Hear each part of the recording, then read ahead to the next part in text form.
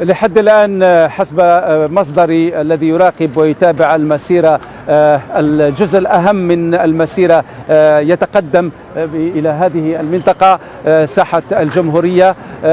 أيضا هناك الآن معلومة عن أن مجموعة من الشباب الملثمين اعتدوا على وبدأوا في تكسير وكالة سياحية في الحي الموازي لهذه المنطقة. فمعنى ذلك أن الشرطة لا تتحكم 100% في كل المسار، وأن هذه المظاهرة فيها الكثير من التوترات وأعمال العنف. لعلنا ربما لن نصل إلى نفس المشهد والسيناريو الذي شهدناه السبت الماضي هنا، حيث كانت أعمال العنف بشكل أكبر، وكما تعلم كان أصيب فيها على الأقل 90 من رجال الأمن ورجال الدرك. لكن هناك اليوم لا نستطيع أن نقول بأن قوات الأمن تحكمت 100% في المتظاهرين، رغم أنها نشرت نفس التعداد ونفس عدد رجال الأمن الذين تم نشرهم الأسبوع الماضي. هل أن الشرطة لم تعد فعلا تتحكم في هذه الأعمال؟ هل أن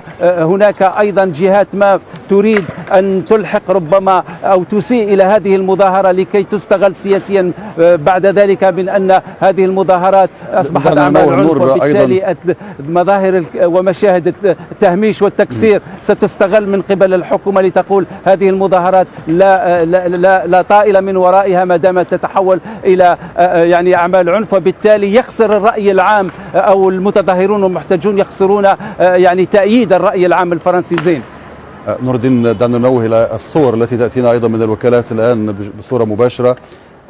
سحب كثيفة من الدخان، وأيضا عدد من السيارات مشتعل، وقد بدأ يعني الظلام يلف المكان ربما من الدخان، لا أدري. أكيد ما زلتم بالنهار في باريس، لكن الصور التي تأتينا الآن سيارات مشتعلة، المطافي بجوارها، وسحب كثيفة من الدخان في سماء هذه المناطق التي تحدث فيها المواجهات. ليس بالضرورة، ربما وراءك نرى أيضا سحبا من الدخان نور الدين، لكن ليس في ميدان الجمهورية بعد.